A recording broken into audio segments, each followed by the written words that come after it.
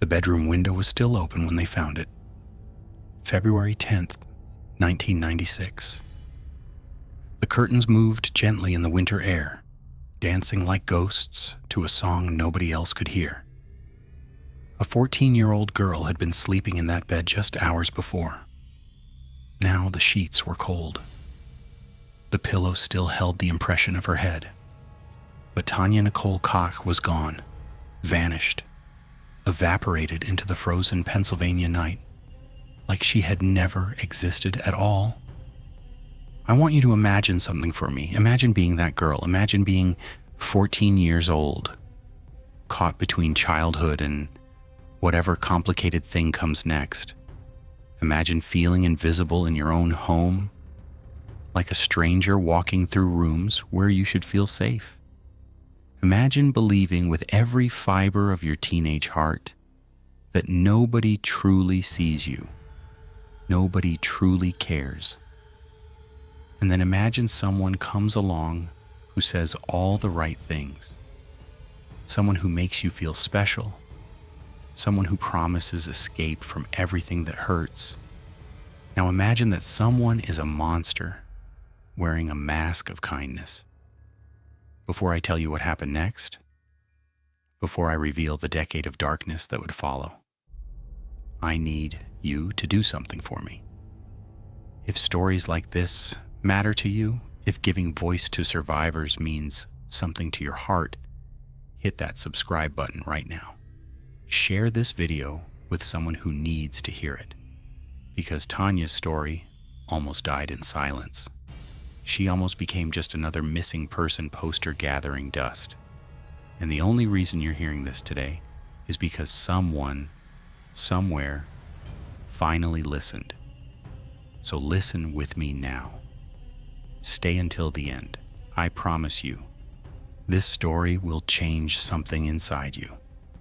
The McKeesport Police Department received the missing persons report on February 11th, 1996. Tanya Nicole Kach, 14 years old, blonde hair, blue eyes, 5 feet 2 inches tall, weighed approximately 110 pounds. Last seen wearing jeans and a purple sweater. The report was filed by her father, Jerry Kach, a man who worked long hours and loved his daughter in that complicated, fractured way that divorced fathers often do. He didn't have custody of Tanya. Her mother did. But her mother had problems of her own, demons that made parenting feel like an afterthought. The police did what police do in these situations. They asked questions, they knocked on doors, they interviewed classmates and teachers at Cornell Middle School. They checked the usual places where runaways hide, bus stations and friends' houses, and that one abandoned building every town seems to have where teenagers go to feel dangerous. But Tanya wasn't at any of those places. Tanya wasn't anywhere they could find. And here's where the first dark thread begins to weave itself into this tapestry. Here's where you need to pay attention, because what I'm about to tell you will make your stomach turn. There was a man at Cornell Middle School, a security guard. His name was Thomas Hose, and he was 38 years old when Tanya was 14. He had a kind face, the kind of face that teachers trust and parents overlook. He knew every student's name. He smiled at them in the hallways. He asked about their lives, their problems, their dreams. He was, by all appearances, one of the good ones. But Thomas Jose was hunting. I've spent years studying predators like Thomas Hose. They don't look like monsters. They don't have horns or fangs or warning signs tattooed on their foreheads. They look like security guards. They look like coaches and teachers and family friends. They look like the people you trust with your children's safety. And that's exactly what makes them so dangerous. Tanya's life, before February 10th, 1996, was already fractured in ways that made her vulnerable. Her parents had divorced when she was young. splitting her world down the middle like a broken plate. Her mother struggled with personal issues that created chaos in the home. Her father tried to be present, but work and circumstance kept him at a distance. At school, Tanya floated in that invisible space between popular and outcast, not quite belonging to any group, not quite mattering to anyone, except to Thomas Hose. He noticed her. He made her feel seen. He asked her questions that nobody else asked, and he listened to the answers like they mattered. He told her she was special. He told her she was mature for her age. He told her he understood her in ways that other adults couldn't. These are the words predators use. These are the weapons they wield, not fists or guns or knives, but attention, affection, the intoxicating poison of feeling valued by someone older and wiser. The grooming began months before Tanya disappeared. It started with small things, lingering conversations and meaningful glances, and the occasional brush of contact that lasted just a moment too long. Thomas Hose was patient. He was calculated. He understood that trust is built slowly, one brick at a time, until the walls are so high that the victim can't see over them anymore. Tanya didn't know she was being hunted. She thought she was being loved. The night she disappeared, she didn't climb out that window to run away from something. She climbed out to run toward something, or rather, someone. Thomas Hose had convinced her that he could give her everything she was missing: a home, a family, love without conditions. All she had to do was trust him. All she had to do was come with him. And so she went. If you're watching this and thinking this could never happen to your child, I need you to pause that thought. I need you to hold it in your hands and examine it carefully. Because every parent of every victim has thought the exact same thing. Every single one. The truth is, predators don't target strong families and healthy children. They target the cracks. They target the vulnerabilities. And every family has them. Every child has moments of loneliness, of feeling unseen, of yearning for something more than what they have. The McKeesport police searched for months. They followed leads that went nowhere. They chased tips that evaporated into nothing. And eventually, as happens with so many missing children cases, Tanya Nicole Kach became a cold case, a file in a cabinet, a name that fewer and fewer people remembered to speak. But Tanya wasn't dead. Tanya wasn't even far away. In fact, Tanya was less than 10 miles from her father's house, trapped in a prison that had no bars but walls just as solid. She was there for 10 years. A decade. 3,652 days. And nobody knew.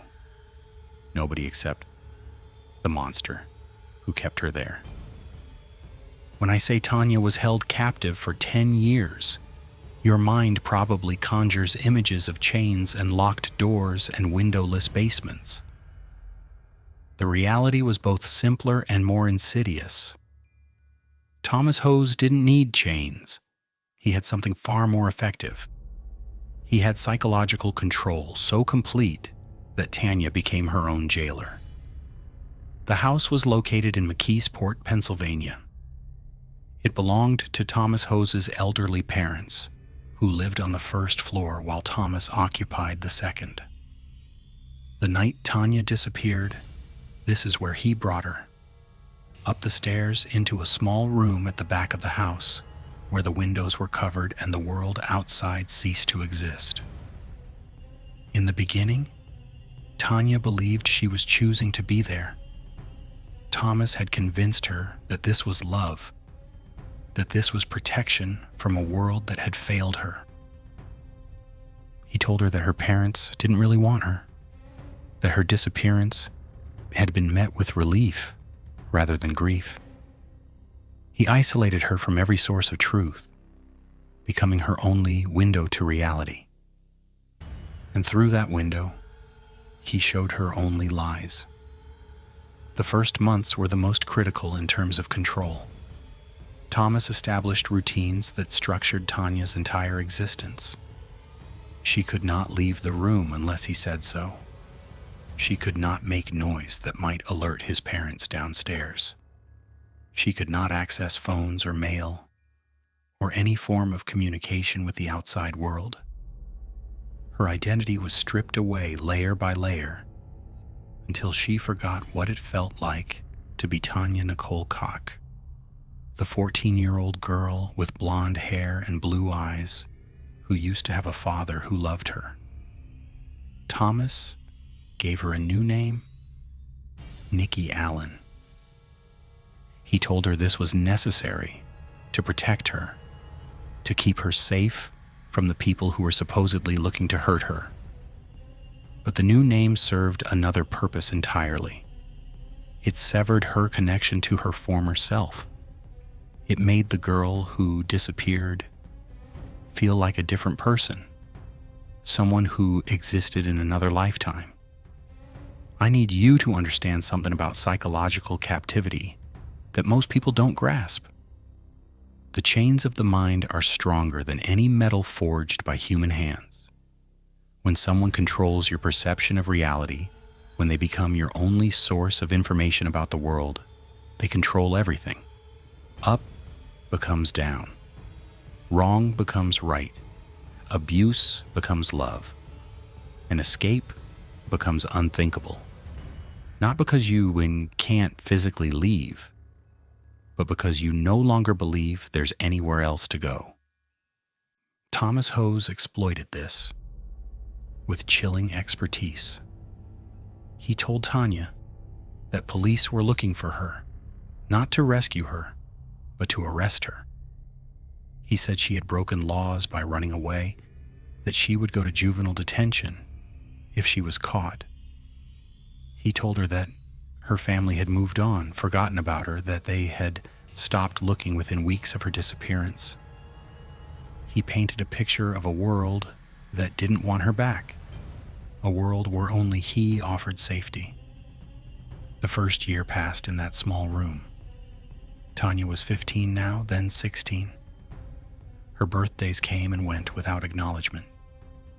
The seasons changed outside the covered windows, but inside, time became a flat, featureless thing. She read the same books over and over. She stared at the same walls until she knew every crack and imperfection. She waited for Thomas to come upstairs because his arrival, however complicated, was the only event that broke the monotony. This is what prolonged isolation does to the human mind. It creates a desperate need for any kind of stimulation, any kind of connection. Even when that connection comes from the person causing the suffering, it becomes something to cling to. Psychologists call this trauma bonding. Survivors often describe it as feeling like you're in love with the person who hurts you because they're the only person who exists in your shrinking world. Thomas's parents, Joe and Judy Hose, lived just one floor below. They were elderly, somewhat reclusive, and apparently completely unaware that their son was keeping a teenage girl captive in their home. Or were they? This question would haunt investigators and journalists for years after Tanya's story became public. How could anyone share a house with a prisoner and not know? The answer seems to be a combination of willful blindness and careful deception on Thomas's part. He told his parents that Nikki was his girlfriend, that she was an adult despite her obvious youth. He kept her hidden during the early years, gradually introducing her presence as time passed and her physical development made it easier to claim she was of legal age. The elderly couple, perhaps eager to believe their son capable of normal relationships, accepted the story without too many questions. But there were close calls, moments when the truth nearly broke through the surface. One afternoon during the second year of captivity, Judy Hose climbed the stairs unexpectedly. Thomas was at work. Tanya was alone in the room, reading a worn paperback for perhaps the 100th time. She heard the footsteps on the stairs and froze. The door opened. Judy stood there looking at this young girl with confused eyes. What did Tanya do? Did she scream for help? Did she reveal her true identity and beg for rescue? She didn't. She smiled. She said hello in a calm voice. She performed the role of Nikki Allen so convincingly that Judy simply nodded and shuffled back downstairs. The opportunity for escape closed as quickly as it had opened. This is the part of captivity stories that people struggle to understand. Why didn't she run? Why didn't she tell someone? The question burns in our minds because we want to believe we would act differently. We want to believe that we would recognize captivity for what it is and fight our way free. But consider this. Tanya had been systematically brainwashed for years.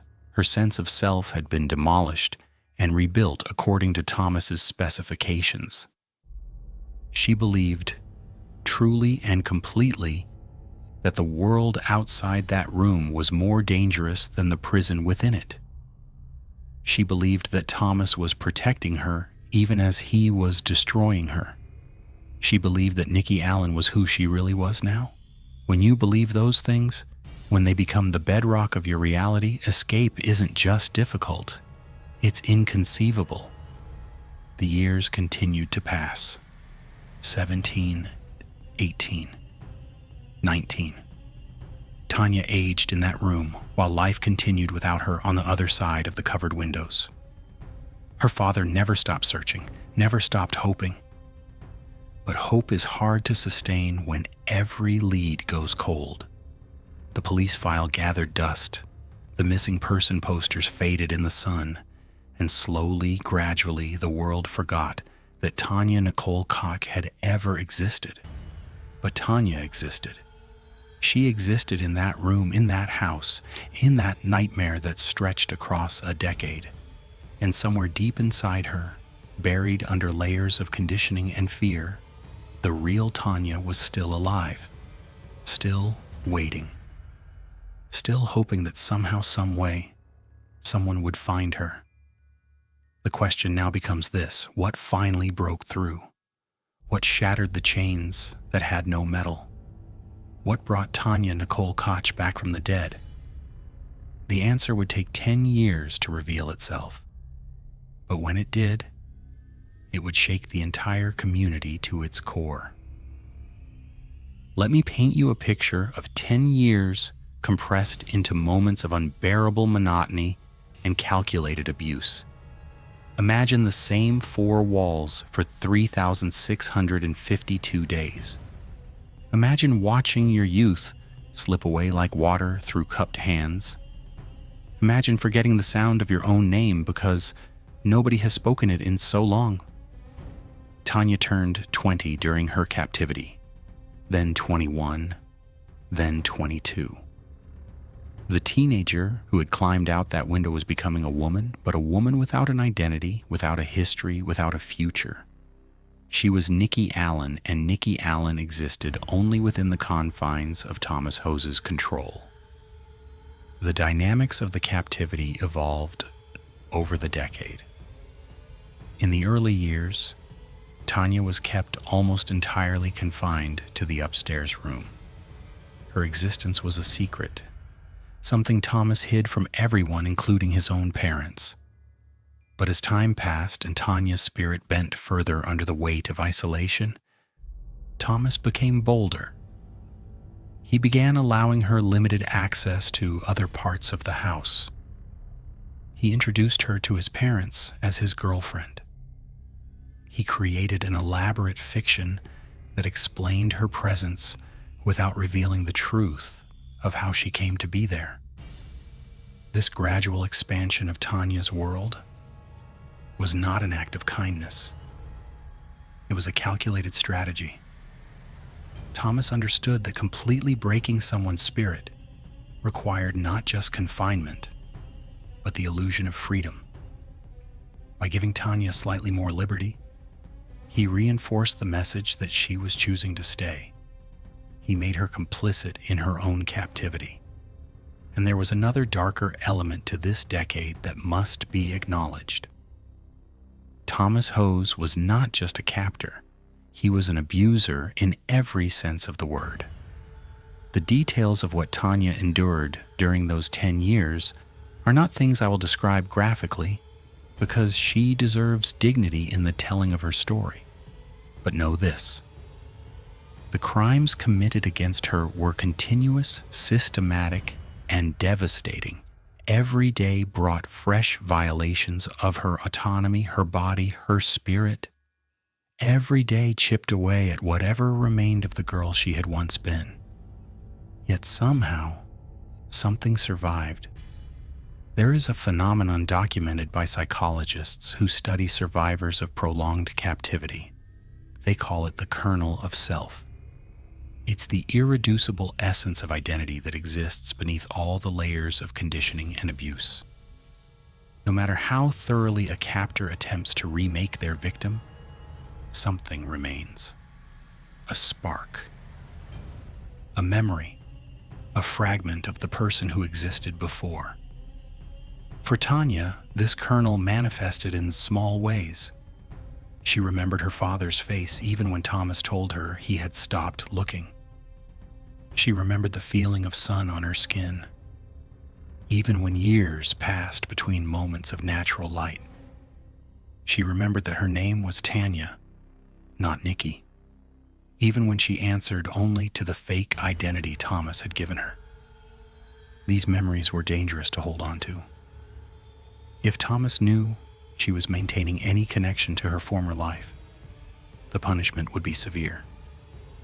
So Tanya learned to hide them, to bury them so deep that even she couldn't access them most of the time. But they were there, waiting. I want to pause here and ask you something. As you're watching this, as you're absorbing the horror of what this young girl endured, what would it take to survive 10 years of this? What inner resource, what quality of spirit, what stubbornness of soul would you need to call upon? Think about that. Leave me a comment below telling me what you think defines a survivor. What makes some people capable of enduring the unendurable? I want to know your thoughts, because I think understanding survival is one of the most important things we can do as human beings. The outside world continued to turn during Tanya's decade of captivity. Her father, Jerry Kach, never gave up hope. But hope is an exhausting thing to carry year after year without reinforcement. He kept her photographs. He drove past her old school sometimes, imagining he might see her walking down the sidewalk. He tried to keep her case alive with police. But there's only so much you can do when there are no leads, no evidence, no direction to follow. Tanya's mother had largely faded from the search. Her personal struggles had overwhelmed her capacity to participate in the sustained effort of looking for a child who seemed to have vanished completely. This is not said to condemn her, but to acknowledge the complex family dynamics that predators like Thomas Hose exploit. He had identified Tanya as vulnerable specifically because her family situation was fractured. He had groomed her precisely because nobody was watching closely enough to notice. Meanwhile, Thomas Hose continued his life as if nothing was wrong. He worked his job. He interacted with neighbors and colleagues. He projected the image of a normal, unremarkable man. No one suspected that he went home each night to a prisoner that his house contained a secret that would horrify everyone who knew him. This is perhaps the most disturbing aspect of cases like Tanya's. The perpetrators are not obvious monsters. They blend seamlessly into society. They hold jobs and pay taxes and wave to their neighbors over the fence. They are, to all outward appearances, just like everyone else. And that invisibility is what allows their crimes to continue for years, sometimes decades, without detection. As Tanya entered her mid-20s, something began to shift. The conditioning that had kept her docile for so long started to show cracks. She had been telling herself for 10 years that the outside world was dangerous, that she was safe only with Thomas, that escape was impossible. But humans are resilient creatures. Our minds, even when bent almost to breaking, have a tendency to spring back toward truth. Tanya started to question things, quietly, secretly, in the privacy of her own thoughts. She started to wonder if everything Thomas had told her was really true. She started to remember more vividly the life she had lived before that February night in 1996. She started to feel something she hadn't felt in years. She started to feel angry. Anger is a powerful force. It can destroy, but it can also motivate. For someone in Tanya's position, anger was the first step toward reclaiming agency. It meant that somewhere inside her, the kernel of self was growing. It meant that Nikki Allen was beginning to die, and Tanya Nicole Kach was beginning to remember who she was. But anger alone wasn't enough. She was still trapped. She still believed on some level the lies Thomas had told her. She still feared the consequences of revealing herself. The walls of her prison were psychological, and psychological walls don't crumble easily. What Tanya needed was contact with the outside world. What she needed was someone to show her that reality was different from what Thomas had described. What she needed was a window into truth, and incredibly, improbably, that window was about to open. The year was 2006. Tanya was 24 years old. She had been in captivity for 10 years, 3 months, and 11 days. And for the first time in a decade, she was about to set foot outside Thomas Hose's house without his supervision. It happened gradually as the years passed and Thomas became more confident in his control over Tanya. He had started allowing her small freedoms. She could go to the convenience store on the corner. She could take short walks in the neighborhood, always with instructions, always with rules, always with the understanding that she was Nikki Allen and nothing more. But she was outside. She was in the world. She was breathing air that didn't belong to her prison. Thomas had become complacent. This is what happens to captors over time. They begin to trust the conditioning they've instilled. They start to believe their own mythology. Thomas had spent 10 years convincing Tanya that she was powerless, that escape was impossible, that the outside world would destroy her. And he had convinced himself that he had succeeded completely. But Tanya was changing. The anger she felt was growing. The memories of her former life were becoming clearer. And every time she walked to that convenience store, every time she interacted with people who had no idea who she really was, the cracks in Thomas's conditioning widened. The convenience store was called Joe's Quick Mart. It was a small, unremarkable place with fluorescent lights and shelves of snacks and a counter staffed by whoever happened to be working that shift. Tanya had been going there for months, buying small items, making brief conversation with the employees. They knew her as Nikki, Thomas's girlfriend. They didn't ask questions. Why would they? But one of the employees was different. His name was Elliot. He was young, friendly, and he actually seemed to see Tanya when he looked at her. Not through her the way most people did, at her. Their conversation started as small talk, weather, sports, the mundane exchanges that happen between cashiers and customers everywhere. But gradually, over weeks and months, they became something more.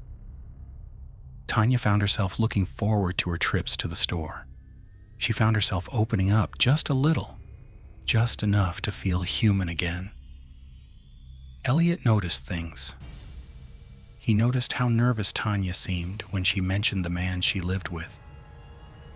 He noticed how she flinched at loud noises, how she avoided eye contact, how she seemed to carry the weight of something unspoken on her shoulders.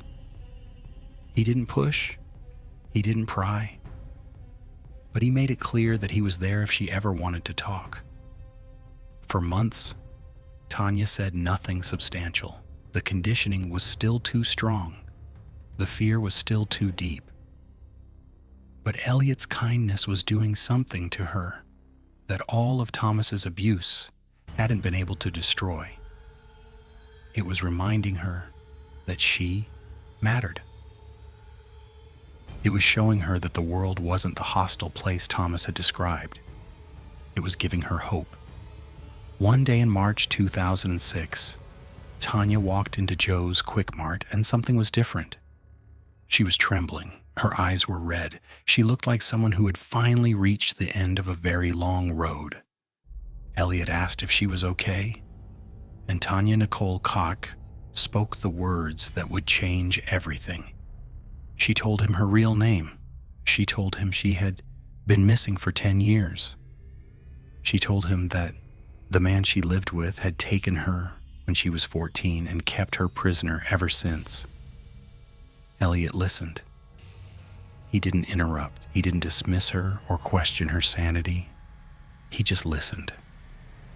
And then he helped her call the police. I want you to understand the magnitude of what happened in that moment. For 10 years, Tanya had been unable to ask for help. The psychological chains that bound her had seemed unbreakable. But a simple human connection, a friendly face, a patient listener, that was all it took to begin her liberation. This is why kindness matters. This is why treating people with dignity and compassion matters. Because you never know who might be carrying an invisible burden. You never know whose life might be changed by someone actually seeing them. The call to police was made from a back room at the convenience store. Tanya's voice shook as she explained who she was and where she had been. The dispatcher listened with growing disbelief. Tanya Nicole Kach? The girl who had disappeared in 1996? The case that had been cold for a decade? Officers were dispatched immediately. Within an hour, the house where Tanya had spent 10 years in captivity was surrounded. Thomas Hose was at work when the police arrived, so he was arrested separately. His parents, Joe and Judy, stood on their front porch in confusion as officers explained what their son had done. When Tanya saw the police officers who had come to rescue her, she felt something she hadn't experienced in 10 years. She felt believed. She felt seen. She felt, for the first time since she was 14 years old, free. But freedom after captivity is not a simple thing. The chains might break in an instant, but the wounds take years to heal. Tanya was about to discover that escaping her prison was only the beginning of her journey. The media descended on McKeesport, Pennsylvania like a storm. Missing girl found after 10 years. Held captive by school security guard. Lived less than 10 miles from her father's house.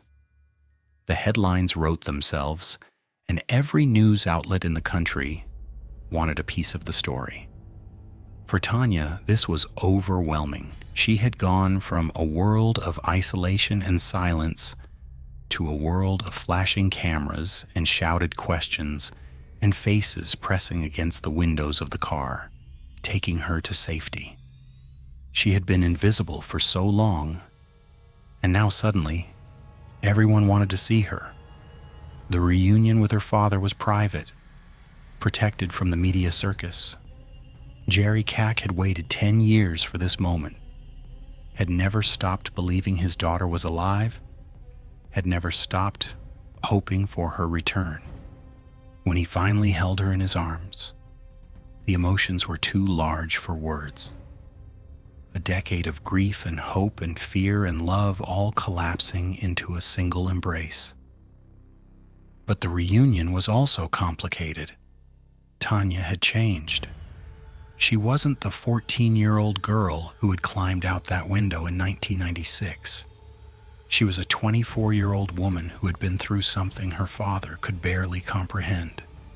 The gap between them, carved by years and trauma, would take time and patience to bridge.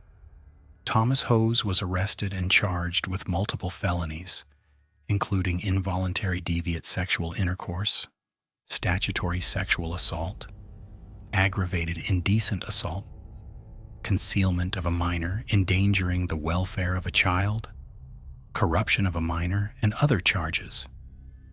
The legal case against him was overwhelming. He had confessed to taking Tanya, to keeping her hidden, to the abuse that had occurred over the decade of captivity. And yet, the legal system found ways to complicate what seemed straightforward. Here is where the story takes a turn that may enrage you. Pennsylvania law at the time had certain limitations that affected how Thomas Hose could be charged. Some of the crimes he committed had statutes of limitations that had expired. Others were complicated by the fact that Tanya had turned 18 during her captivity, creating legal gray areas that prosecutors had to navigate. In the end, Thomas Hose was sentenced to 15 years in prison. Not life, not even close to life. 15 years for stealing 10 years of a girl's life, for the systematic abuse and psychological torture that had marked every day of her captivity. Many people felt this was not enough. How do you weigh 15 years of punishment against 10 years of captivity? How do you quantify the value of a stolen youth, a demolished identity, a childhood that can never be reclaimed? These are questions without satisfying answers. The justice system does what it can within the confines of law, but law is not always the same as justice. And survivors like Tanya are left to reconcile the inadequacy of legal outcomes with their need for something more. Tanya faced another challenge in the aftermath of her rescue. Public opinion was not universally sympathetic. Some people questioned why she hadn't escaped sooner. They pointed to the trips she had been allowed to make to the convenience store. They asked why she hadn't simply walked into a police station and revealed herself. These questions betrayed a fundamental misunderstanding of what psychological captivity does to a person. Tanya had been brainwashed for a decade. Her reality had been systematically distorted. She believed things that weren't true because the person controlling her had made sure she believed them. Asking why she didn't escape is like asking why someone with a broken leg doesn't run. The injury isn't visible, but it's just as real. Tanya had to contend with this victim blaming while simultaneously trying to rebuild her life. She had missed 10 years of normal development. She had no work experience. She had no education beyond 8th grade. She had no social connections, no friends, no reference points for how adults navigate the world. Everything that most people take for granted had to be learned from scratch.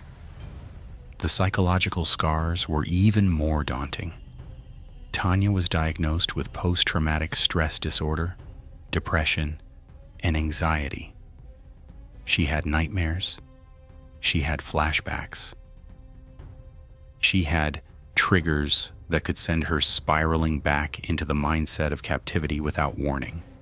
The brain adapts to survive trauma, but those adaptations don't simply disappear when the trauma ends. They become embedded, part of the architecture of the mind. But Tanya was not just a victim, she was a survivor. And survivors, by definition, have already proven their strength. They have already demonstrated that they can endure the unendurable. The same resilience that kept Tanya alive during 10 years of captivity would now help her rebuild her life after it. She began therapy. She reconnected with her father. She started to remember who Tanya Nicole Kach really was. Not Nikki Allen, not the prisoner, but the girl who had existed before all of this happened. It was a slow process, painful and halting, with setbacks and breakthroughs in unpredictable measure. But it was progress. The world Tanya had returned to was different from the one she had left. The internet had exploded during her captivity. Cell phones had become ubiquitous. The rhythms of daily life had shifted in countless ways. She was like a time traveler trying to catch up to a future that had moved on without her. But she was catching up. Step by step, day by day, she was reclaiming the life that had been stolen from her. The courtroom was cold. They always are, as if the architecture itself understands that what happens within these walls requires emotional distance. Tanya Nicole Kach sat in the witness chair, facing the man who had stolen 10 years of her life. Thomas Hose looked smaller than she remembered, older. The power he had held over her seemed diminished in this setting, where he was the defendant and she was the one with the authority to tell her truth. But telling that truth was not easy. Tanya had to describe in detail what had been done to her. She had to recount the abuse, the isolation, the psychological manipulation that had kept her trapped. She had to do this in front of strangers, in front of cameras, in front of the man who had abused her. Every word was a form of reliving. Every sentence was a small battle won against the instinct to stay silent. Thomas Hose's defense was predictable. His attorneys argued that Tanya had stayed voluntarily. They pointed to the periods when she had been allowed to leave the house. They suggested that the relationship, while inappropriate, was not captivity in the legal sense. And they tried to reframe the narrative to make Tanya seem like a willing participant rather than a victim. This is a common tactic in cases involving psychological coercion. When there are no physical chains, when the victim didn't run at the first opportunity, defense attorneys exploit the public's misunderstanding of trauma. They know that juries sometimes struggle to believe that someone could be held captive by words and manipulation alone. But the prosecution was thorough. They brought in experts who explained the psychology of captivity.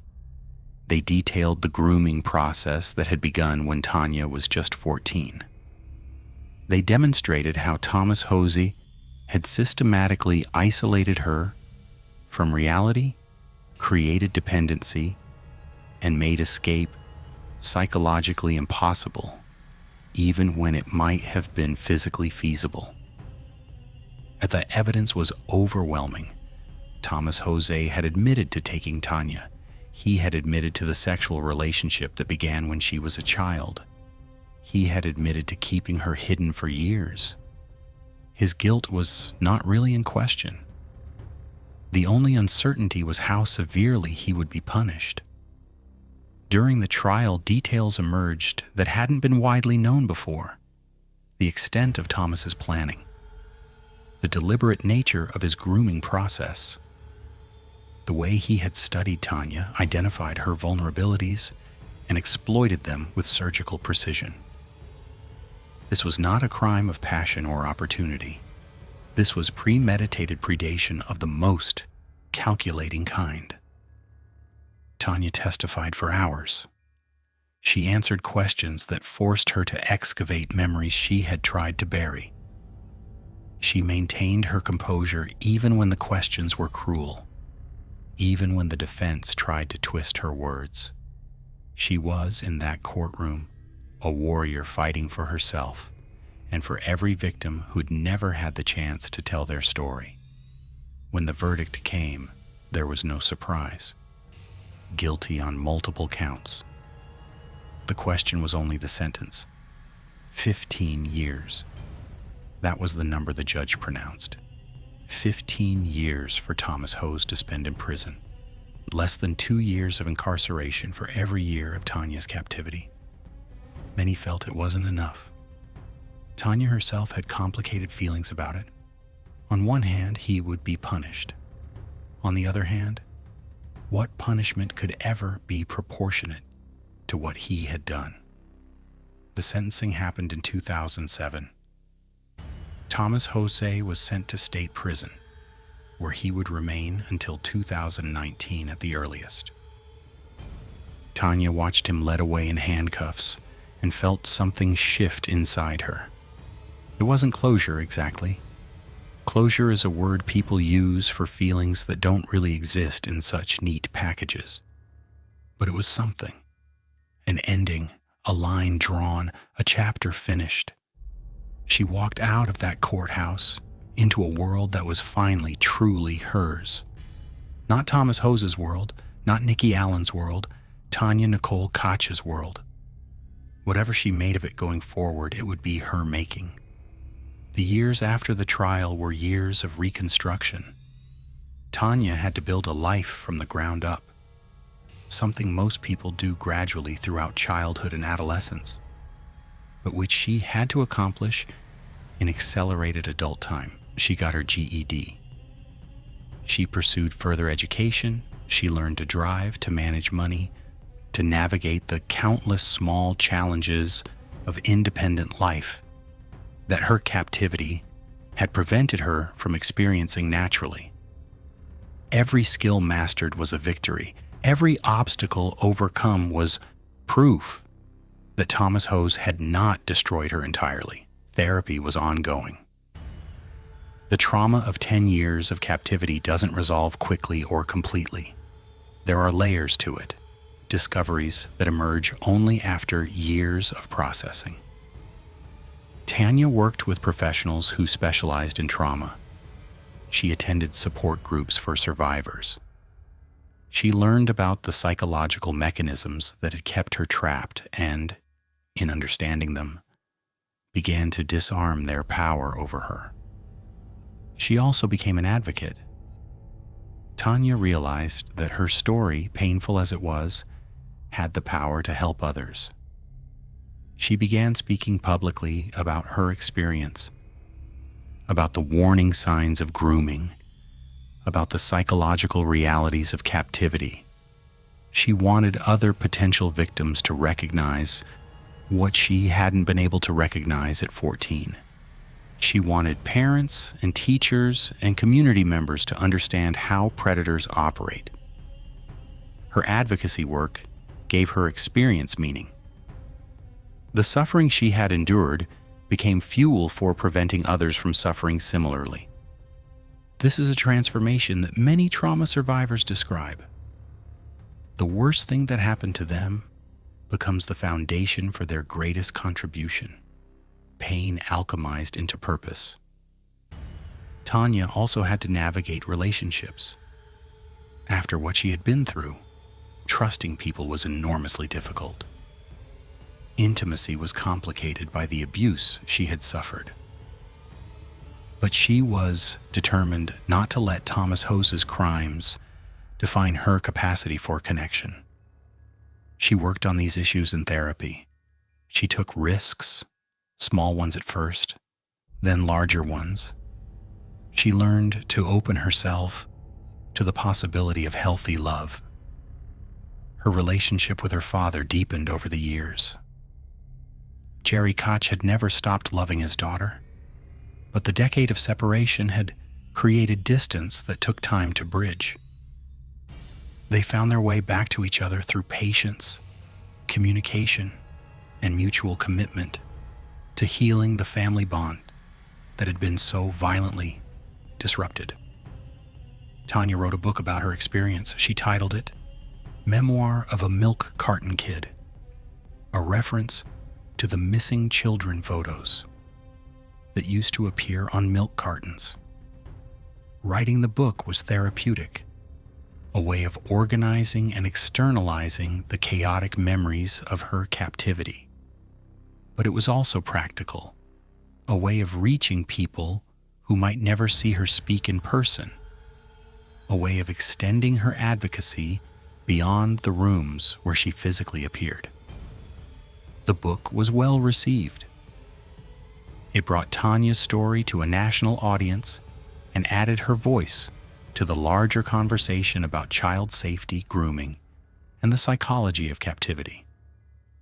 Readers who had never understood how someone could be held without physical chains came to understand through Tanya's detailed, honest account of what she had experienced. Throughout all of this, Tanya maintained what had gotten her through the 10 years of captivity, that kernel of self, that irreducible essence of who she was. It had survived the worst Thomas Hose could do to it, and it continued to grow now that she was free. She was not defined by her victimhood. She was defined by her survival, by her resilience, by her insistence on building a meaningful life, despite everything that had been done to destroy her. I began this story with an open window on a cold February night. A 14-year-old girl climbing out into darkness toward what she thought was love and safety, toward what was actually a decade of nightmare. That image, that moment of terrible transition has haunted me throughout the telling of this story, but I want to end with a different image. I want you to see Tanya Nicole Kach as she is now, not as she was then. A woman who has reclaimed her life, a survivor who has transformed her trauma into advocacy, a person who refused to let a monster define her destiny. Thomas Hose was released from prison in 2019, having served his 15-year sentence. He is a registered sex offender. He is required to report to authorities. He is restricted in where he can live and what he can do. But he is free. He walks the same streets that Tanya walks. He breathes the same air. This is a reality that Tanya has had to accept. Justice in its legal form has limits. It cannot undo the past. It cannot punish proportionately to the crime. It can only do what systems are capable of doing, which is never quite enough. But Tanya has found a different kind of justice. She has found it in her refusal to be silenced. She has found it in the young people who hear her story and recognize the warning signs of grooming. She has found it in the families who learn to communicate more openly, to pay more attention, to create environments where children feel seen and valued. Every time Tanya speaks publicly, every time someone reads her book, every time a potential victim is saved because they understood what was happening to them, Thomas Hose loses. His attempt to destroy a young girl and claim ownership of her life fails anew. His crimes, rather than achieving their intended purpose, become the very thing that prevents similar crimes from succeeding. This is Tanya's victory. It is not a victory of revenge. Though revenge would be understandable, it is a victory of transformation. She has taken the worst thing that ever happened to her and made it into the foundation of something meaningful. And isn't that what survival really means? Not just living through the terrible thing, but finding a way to live after it that honors what you endured. Not just existing, but thriving. Not just remembering, but using memory to build something better. Tanya Nicole Kach was a 14-year-old girl who climbed out a window into darkness. She became a prisoner for 10 years, invisible to a world that forgot to look for her. She became a survivor who found her voice and used it to help others. And she became a woman who defined herself not by what was done to her, but by what she chose to do afterward. That window is still there in my imagination. The curtains still move in the winter air, but now I don't see a girl disappearing into the night. I see a woman emerging into daylight. I see someone who walked through 10 years of darkness and emerged somehow into a life worth living. I see Tanya Nicole Kach, finally and completely herself. If you've made it this far, you've witnessed one of the most harrowing yet ultimately inspiring stories of survival ever documented. You've seen how a predator operates. You've seen how psychological captivity works. You've seen how escape happens slowly and improbably through human connection and stubborn hope.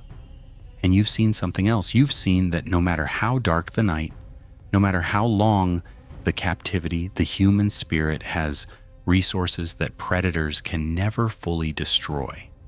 You've seen that victims can become survivors, and survivors can become advocates, and advocates can change the world in ways that honor their suffering. Tanya's story is over in one sense, but in another sense, it continues every time someone hears it and learns from it. It continues in every conversation about child safety, every lesson on recognizing grooming, every community that decides to pay closer attention to its vulnerable members. It continues in you now that you know. Thank you for staying until the end. Thank you for bearing witness to this story, and thank you for being part of a world where survivors like Tanya can speak their truth and be believed. Share this video if you believe that stories like this need to be heard. Subscribe if you want to continue learning about the resilience of the human spirit. And remember, wherever you are, whatever you're going through, there is always hope. There is always a way forward. There is always the possibility of freedom. This is the story of Tanya Nicole Kach, a girl who vanished, a woman who returned, a survivor who chose to speak, and now her voice will echo forever.